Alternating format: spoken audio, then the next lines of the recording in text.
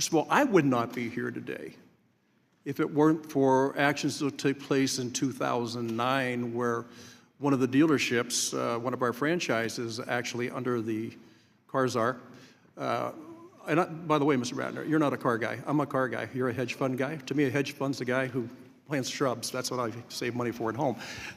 Don't take that the wrong way. No, don't take that the wrong way. I mean this sincerely, because I've never done your job, you've never done mine, but I know the reason that what I'm here today is because one of my franchises was taken away because of the United States government, not because of something I did wrong. It's that simple. All of you that actually come from the private world, when I look at what's going on, and there's not one person, because all we're talking about today, is there a need for pro-growth tax reform? And without a doubt, everybody says, yes, there is. There is. It's unquestionable. Then the next thing is, so what's fair? And how do we address fairness? And how do we define fairness? And is it really the best for everybody? I've got to tell you, I've looked at this every which way we can. From death taxes, we're third generation right now. I want to see it go to a fourth generation, and I don't know that we can. And Mr. Motto, I'm with you. We're a C Corp. We're also an S Corp. That wasn't a decision we made on our own. The government helped us make it. So as we look at all these things, and when it comes to pro-growth, it better be pro-growth. I am just really concerned that a country that's going to have record revenues still can't come close to paying its spendings. You couldn't do it in your business, and none of us could do it at all. So I worry about that. And Mr. Ratner, you are concerned about deficits. I am greatly concerned. I know that when President Bush left office, it was almost $10 trillion. And when President Obama left office, it was almost $20 trillion. So the concern with debt is immeasurable. I don't know how I grew that fast, but it did. Pro-growth.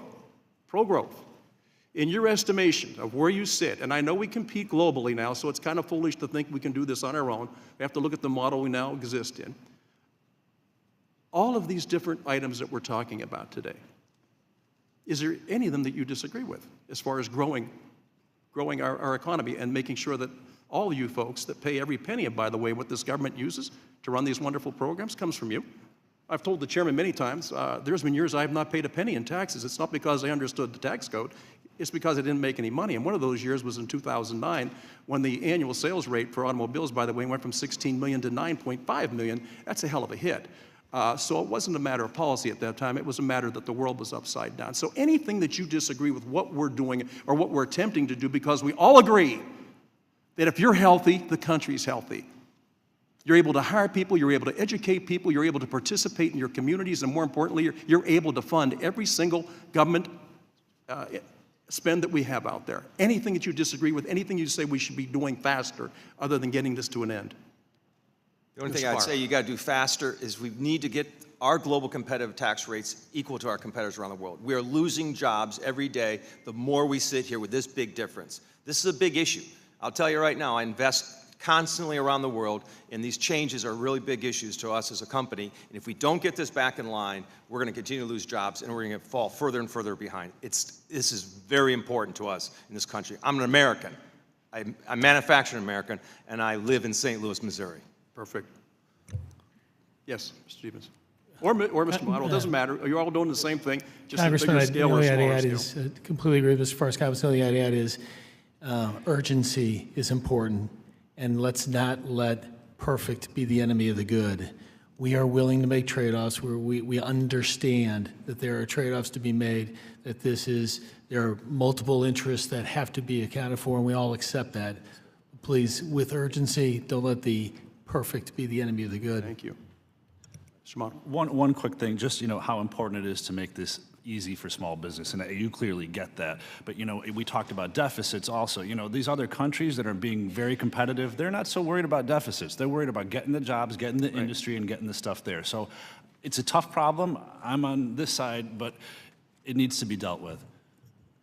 Mr. Peterson. I'm encouraged that we've begun this process and that we're having this hearing, and this is going to be hard. But because it's hard doesn't mean we shouldn't do it. Mr. Ratner.